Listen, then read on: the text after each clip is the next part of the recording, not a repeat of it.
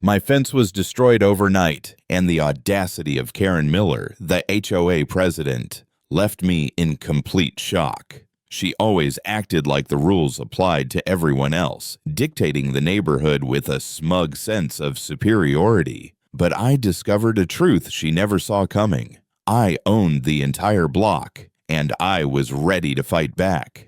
And just wait until you see how this confrontation unfolded and how justice, at last, claimed its victory.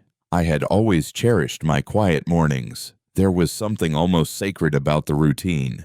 The steam rising from a fresh cup of coffee, the soft hum of birds outside, and the comforting sight of the fence I had painstakingly built myself. It wasn't just a barrier. It was a symbol of care, effort, and pride. Every board, every nail, every stroke of varnish had been my own work. My fence represented not just the boundary of my property, but a small sanctuary of peace in a world that often felt chaotic. That morning, the air was crisp, carrying the faint scent of freshly cut grass from my neighbor's yard. I stepped onto the porch, expecting the familiar sight of neat wooden panels glinting in the sunlight. But the moment I opened the door, I froze. Something was horribly, undeniably wrong. The fence was gone, or at least what had been a solid, orderly line of wood and metal was now a chaotic mess. Huge boards were scattered at odd angles, some broken in ways that spoke of brute force.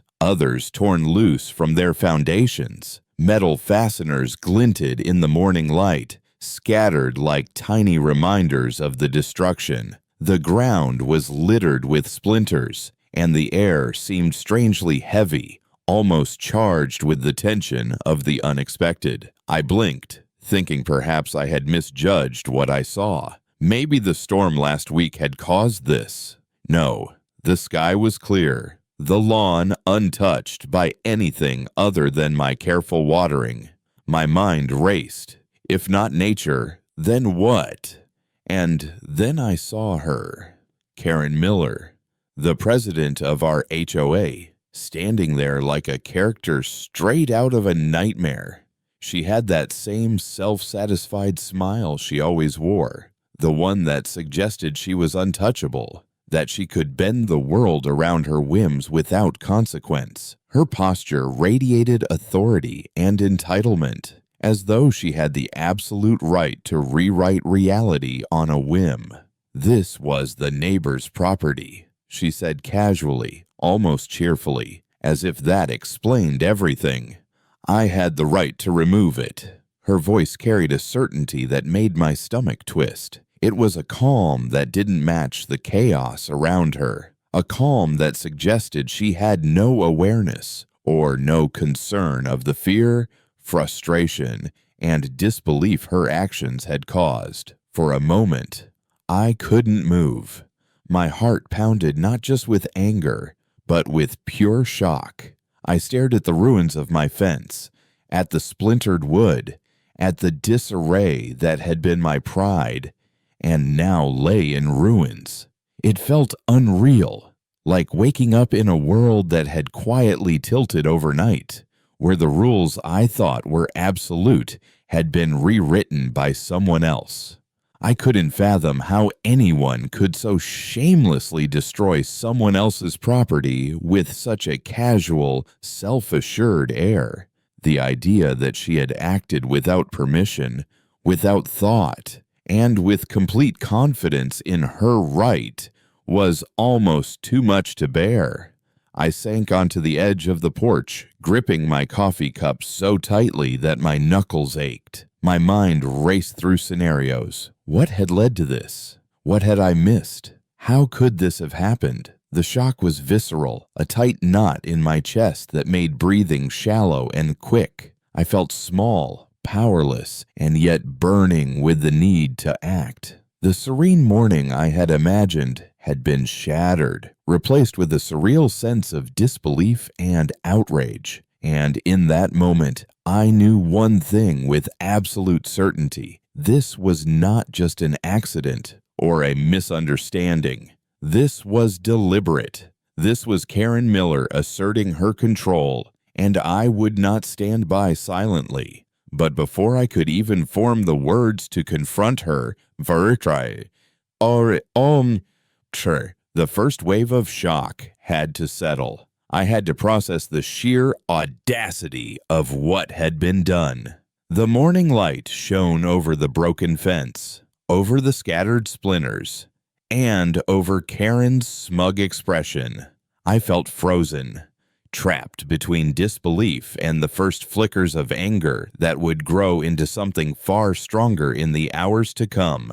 Karen Miller. Even just saying her name made a shiver run down my spine. She had always been that type of person who seemed harmless on the surface, polite, smiling at meetings, nodding as if she cared about neighbors' opinions. But beneath that carefully cultivated exterior was something far more insidious, a relentless need for control. Anyone who lived in our neighborhood had at some point felt it. The quiet, suffocating pressure that Karen exerted on everyone around her. She picked at the smallest details, from how your lawn looked to where your mailbox stood. Nothing was too minor for her scrutiny, nothing too insignificant for her judgment. And somehow, despite all of it, she had convinced herself that she was the ultimate authority, above the rules she so eagerly enforced on others. Her motivations were simple and chilling in their clarity. Karen wanted power, control, and a meticulously ordered world where she decided what was acceptable and what wasn't. Every perfectly trimmed bush, every freshly painted fence, every neighbor who timidly followed her rules was a testament to her perceived superiority. To her, life was a chessboard, and everyone else was merely a piece to be moved, nudged, or removed if it didn't fit her design. She craved that feeling of dominance, the quiet satisfaction of knowing she could assert authority without challenge. And most of the time, it worked. People complied because it was easier than resisting, because challenging Karen was exhausting, and because, in a strange way, she thrived on the tension she created. But when I looked at the mess of my destroyed fence, a realization hit me like a hammer to the chest. Karen hadn't just overstepped. She hadn't even understood the simplest facts about the property she thought she controlled. She didn't know that I owned the entire block, that the land she had casually invaded and destroyed was mine, legally and fully. It was a revelation that sent a spark of pure, unfiltered hatred racing through me. Hatred at her arrogance, hatred at her ignorance, hatred at the fact that she had dared to impose herself on my life as though it were her own. I understood then that this wasn't a mistake. This wasn't some random accident or miscommunication. This was the culmination of years of her constant sense of superiority, her relentless desire to dominate everyone and everything around her. She had acted with certainty, confident in her imagined authority, completely ignoring the reality that existed outside her mind. Every smug smile, every condescending remark, every attempt to manipulate the neighborhood's rules suddenly made sense in a terrifying way. She wasn't just controlling. She was blind to anything that didn't fit her narrative, including the truth of who owned what. The hatred grew in me like wildfire, spreading from my chest to my limbs, twisting into a sharp, focused energy. It wasn't merely about the fence anymore. It was about the principle, the audacity, the sheer gall of a person who thought they could reshape reality to suit their whims. My mind replayed every HOA meeting, every unnecessary complaint she'd made, every friendly suggestion that carried the weight of a command. Each memory was a fuel for my fury. Each recollection another spark that fed the growing inferno inside me. And in that moment, standing amidst the wreckage of what I had built, I realized one undeniable truth. Karen Miller had underestimated me. She had assumed that I would be like all the others, quietly complying, quietly suffering. But I was not one to be intimidated. Hatred burned bright, but it was no longer aimless. It was the first step toward action, toward reclaiming what was mine and showing her that her arrogance had limits. The moment I realized what Karen had done, I knew I couldn't let it slide.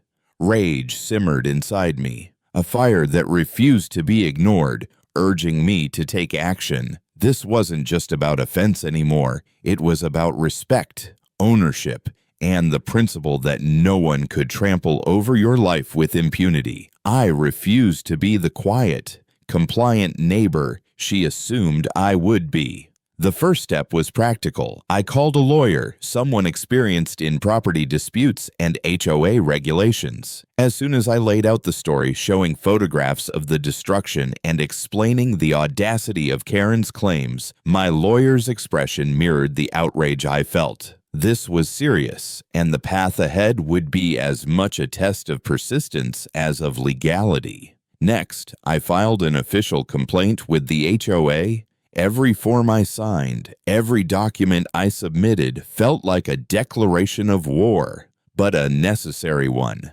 I demanded compensation for the damage, not out of greed, but because leaving it unresolved would only signal to Karen and others that such behavior could go unchecked. With each step of the process, my anger sharpened into a clear focus. It was no longer a vague, simmering emotion. It had become a precise tool, guiding my actions and giving me the energy I needed to see this through. Weeks passed, each day building anticipation and tension.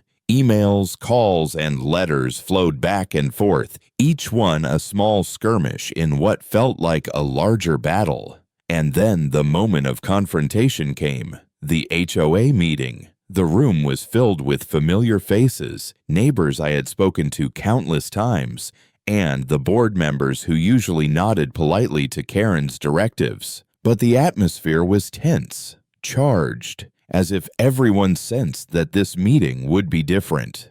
Karen arrived with her usual air of authority, her confident smile masking a subtle unease I could almost taste in the air. She had controlled countless meetings, convinced everyone that her word was law. But now the narrative was shifting. I stepped forward, documents in hand, photographs spread across the table, witness statements ready. The evidence was clear, the fence destruction, the proof of my ownership, the legal backing that made any claims she made seem almost absurd. As I presented each piece, I could see the change in her demeanor. The smug confidence faltered, replaced with a flicker of defensiveness. She tried to interrupt, to twist words, to make the situation appear as if it were somehow my fault. But I remained calm, letting the facts speak for themselves. Every statement, every photo, every legal reference chipped away at the facade she had built around herself for years.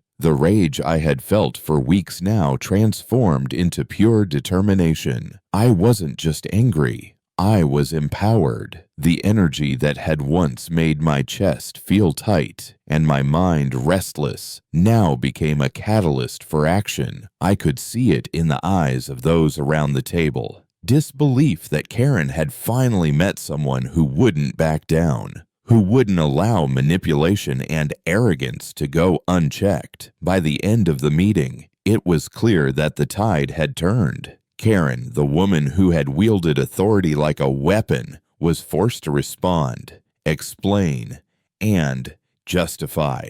Her words lacked the power they once held, and I felt a fierce satisfaction building inside me. The confrontation wasn't over yet, but the first victory had been won. I had taken control of the situation, standing up to someone who had believed herself untouchable. For the first time in weeks, I felt a surge of clarity and strength. Rage had become more than a reaction. It had become a force for justice, propelling me forward and setting the stage for the resolution I knew was coming. The weeks of tension, meetings, and legal maneuvering finally came to a close. The HOA board convened once more to review all evidence, statements, and documents. I could feel a quiet anticipation in the air, a mix of curiosity and apprehension as everyone waited to see how the situation would resolve.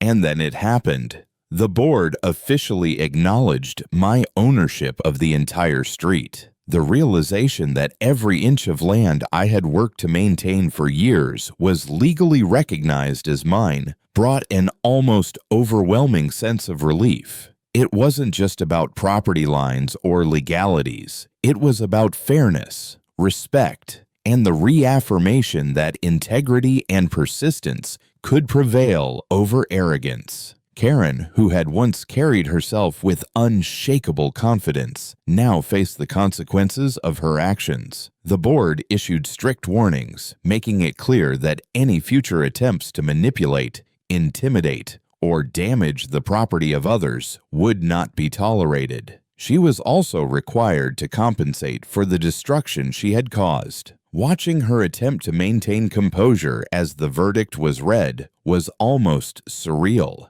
The very person who had wielded authority like a shield, dictating rules to anyone who dared step out of line, was now held accountable. There was a sense of poetic justice in seeing her forced to confront the reality she had tried to ignore for so long. The fence, once splintered and broken, was finally restored. Each board replaced, each nail hammered into place, felt symbolic of more than just repairing a structure. It was the restoration of order and the reclamation of what was rightfully mine. As I stood back and admired the repaired fence, the sense of satisfaction that coursed through me was profound. This wasn't just the satisfaction of seeing physical damage repaired. It was the deep, enduring satisfaction of justice upheld. I felt a quiet pride in knowing that my diligence, calm persistence, and unwavering belief in my rights had brought about this outcome. More than anything, this episode served as a personal lesson, a reminder of the importance of standing up for yourself when confronted with absurdity and overreach. Karen's power, built on intimidation and a sense of entitlement, had crumbled in the face of evidence, truth, and principled action. The arrogance that had caused so much frustration and anger had finally met its match. There was a freedom in this realization, a sense that no one, no matter how domineering or self-assured, could dismantle your life or undermine your rights if you were prepared, informed, and steadfast. I walked along the street that I now fully owned, observing the homes, the gardens, and the fences that had once been points of contention. There was a sense of quiet victory in the air, a reassurance that fairness could prevail. The neighbors who had watched the situation unfold with varying degrees of concern and curiosity now looked at me differently, not with pity or fear, but with respect. It was a subtle but powerful affirmation that standing up for what's right can inspire others and shift the dynamics of an entire community. Ultimately, the satisfaction wasn't just about reclaiming property or receiving compensation. It was about the triumph of justice over arrogance, of reason over hubris. The experience reinforced an essential truth. When you know your rights and are ready to defend them with patience, clarity, and determination, no one can take what's yours without consequence. And as I gazed at my restored fence, the reclaimed land stretching along the block, I felt a quiet, enduring joy. The kind of satisfaction that comes not from vengeance, but from knowing that fairness, integrity, and persistence have prevailed.